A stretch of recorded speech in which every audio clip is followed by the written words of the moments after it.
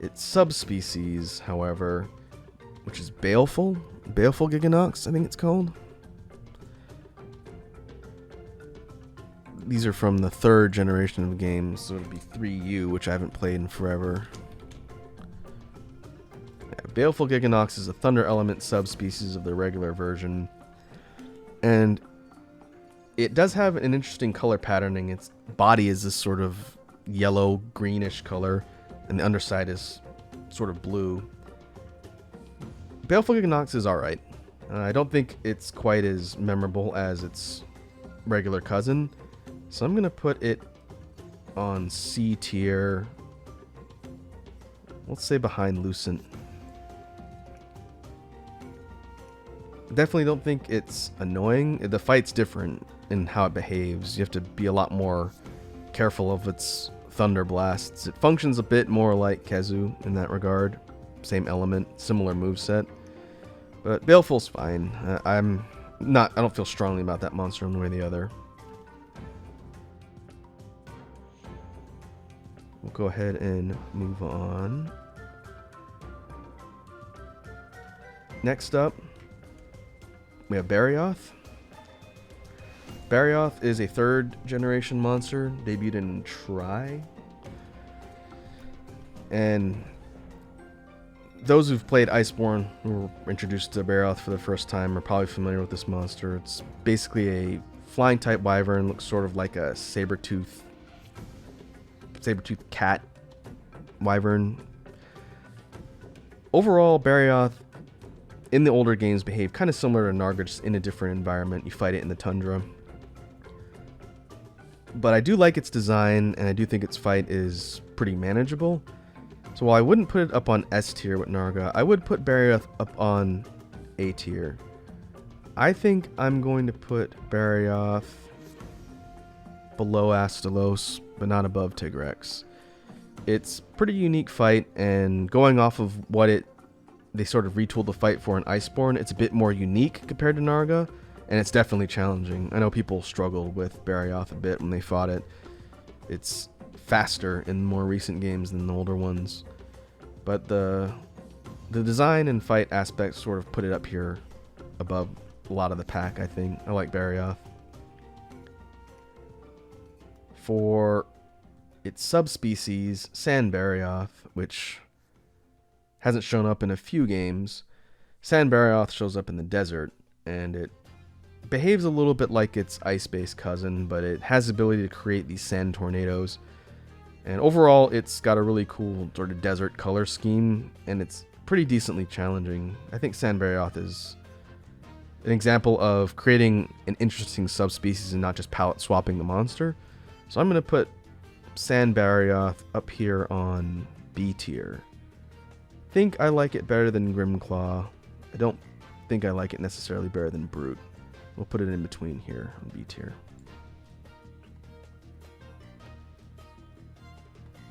Moving on, the final version of Barioth, of the variant introduced in Iceborne, we have Frostfang. Frostfang switches up the formula a little bit. It's still ice element, but its attacks are different and a lot more dangerous than the regular version of Barioth. Overall, I think its design is good, and its fight is different enough to be interesting. So I'm going to put Frostfang up here. I think I'm going to put it below Desert.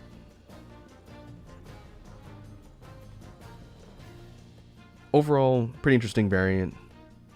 It's not a factor, but it has cool gear too. Moving along to subspecies I hinted at earlier, we have Purple Gypceros. Purple Gypceros is considered a subspecies, but it really doesn't do a whole lot different from the regular Gypceros. It still has the trolley moveset. I didn't mention it before, but Gypceros can spit poison too. Purple is just Gypceros, but more difficult. It's faster and stronger. Its moveset's not too different.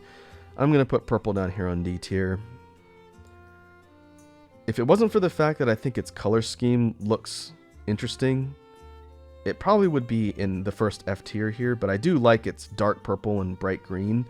I think its color patterning looks cooler than the base Gypceros, but the fact that it's almost a literal carbon copy drops it pretty low on the list here.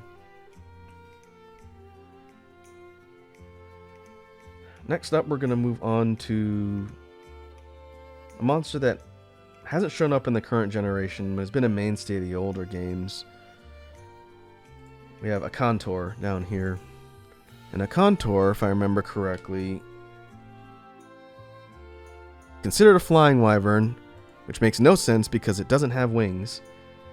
I think the reason why it's classified that way is because it maybe in previous evolutions had wings. But this thing is a very large quadrupedal monster that's usually fought in the end game in a volcanic type area. And Akantor is cool. It's a pretty decently challenging monster that forces you to be very aware of its large attacks, and it's not slow despite its size. It has the ability to burrow under the volcanic floor and sort of come up underneath you. It has a whole bunch of attacks that can hit around it. Its bite is capable of inflicting defense down, which is really dangerous. And it has a super powerful roar that it can either do on its hind legs as sort of area effect, or it can shoot a sort of sonic tunnel beam blast with its roar that can sweep the field and will usually kill you in one hit. I think this monster is pretty neat. I've enjoyed fighting in every game it's shown up in, and it's always been pretty memorable and decently challenging. I'm going to put Akantor on A tier, and I think I'm going to put it above Rathalos. I don't think it necessarily, from the design perspective, edges out Odogaron, but I do think Akantor is memorable enough to be in the upper tier. I would like to see them bring this monster back and sort of update its moveset and design for the current gen. I think doing things with the large-scale monsters in the recent games with things like Safi Jiva or Alatreon proves that the team knows how to handle large types of epic-scale fights. If they can do that for Akantor and its cousin, I think it'd be pretty interesting to see. Yeah, cool monster. Definitely worth being in the upper tier. Next up, we have the final boss, essentially, of Iceborne, and one of the big baddies of the Monster Hunter series. We have Fatalis. Fatalis is a spectacle, to say the least. To sort of give my experience fighting it, I have fought and killed Fatalis in older games. I have not successfully killed it in Iceborne yet, as of when I'm recording this. My friend Flammy and I have been working on it, but we have not successfully killed it yet. We've gotten somewhat close. But Fatalis, the Black Dragon, has always been an endgame target in the previous games, and it was one of the final bosses in the older installments. But I think its best design and best fight is in Iceborne. I say that having not beaten it yet. This particular monster is really cool, and the fact that it fulfills the role of a true final boss in Iceborne puts it pretty high on the list, in my opinion. I would put Fatalis on A tier. I think I'm going to put Fatalis near the top. Personally, I don't think I like Fatalis more than Tigrex or Astalos. Actually, I'm going to put it higher than Astalos. Based on the older games before Iceborne, I would probably rate Fatalis maybe a B tier. But the fact that Iceborne built up not only the lore, but the overall scope of the fight in this big epic conflict with this huge black dragon that destroys everything, it definitely puts it further up on the list as a result. I'm really happy with what they did with Fatalis in the current generation, and it is a very difficult fight. I don't think anyone would contest that fighting Fatalis is very challenging. So the big bad of Iceborne gets up here near the top of A tier, in my opinion. We'll get into its cousins from the older games at some point. think they're further down on the list. Let's see.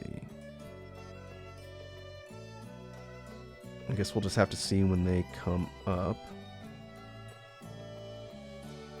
It'd be a shame if they weren't on here.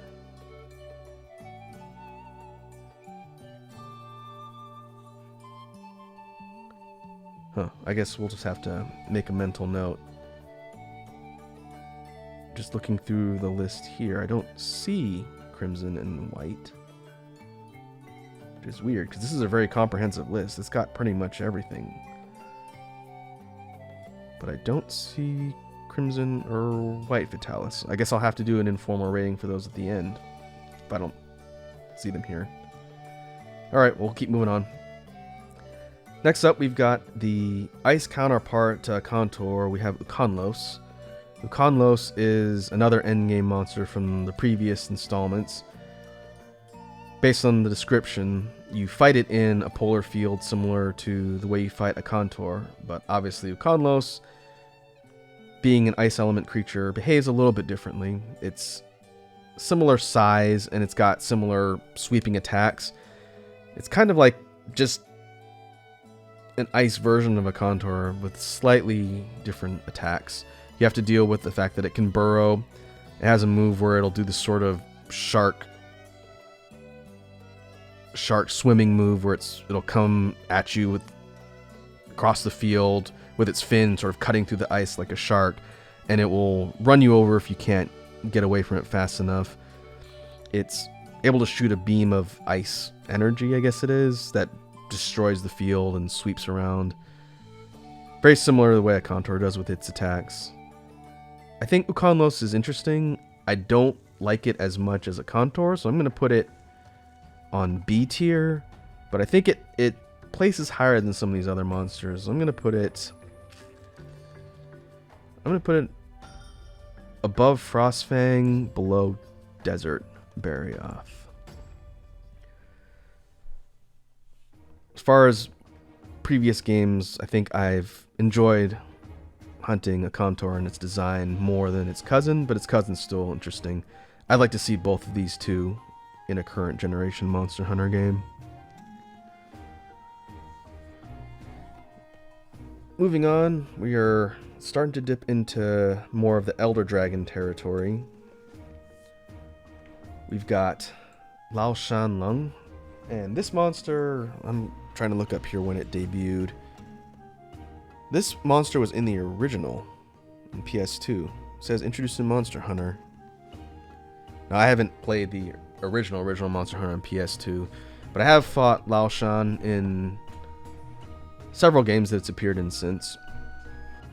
Basically, this thing is a giant monster, giant dragon, elder dragon. Doesn't have wings, but it's a sort of siege class of monster, kind of similar to something like Zora Magdaros in the recent generation. When you fight Lao Shan, you're essentially following it as it heads towards a siege target, and you're trying to do damage and drop things on it as it's proceeding. And then in the later games, you actually fight it in the gates to the castle. Overall, I like Lao Shan's design. I'm not the biggest fan of its fight. I think if they were to update the whole idea of a siege mechanic and take this monster, it'd be a lot more fun to fight now. But it's a little clunky in the older games, and I think the design aspect edges out the fight more for me. So I'm going to put Lao Shan towards the bottom of B tier. We'll have a bit more to say when we get to the sort of its counterpart down here with Zora. But Lao Shan is cool. I like its design. I just don't think its fight's super interesting. They sort of tweak things a bit in the later games to make it a bit more interactive, but I think it'd be something that could be reimagined and updated. Next up, we have the subspecies for Lao Shan, Ashen Lao Shan Lung. From what I remember, the fight is almost identical. It's still sort of a siege thing where you're trying to do damage as it's going. Overall, despite being a different color, Ashen Laoshan doesn't really do a whole lot different. In fact, to me, I don't remember it doing anything different, so I'm going to drop it down here. It does kind of suck to put an Elder Dragon on D tier, but overall, it seems more like a copy of the fight, filler.